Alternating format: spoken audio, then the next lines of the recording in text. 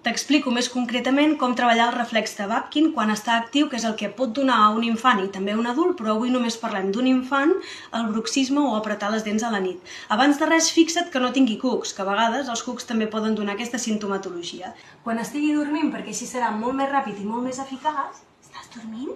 Li agafes les mans i li fas un punt de pressió aquí al mig, 5-10 grams, no massa més, a les dues mans alhora.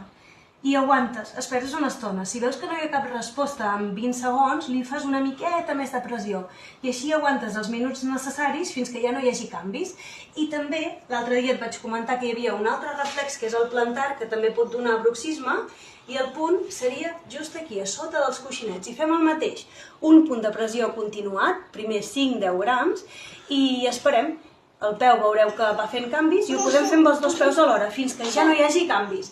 I fes-ho tantes nits com siguin necessàries fins que ja vegis que pràcticament no hi ha símptomes. I és molt probable que vegis que ja no apreta tant o que gairebé ja no apreta.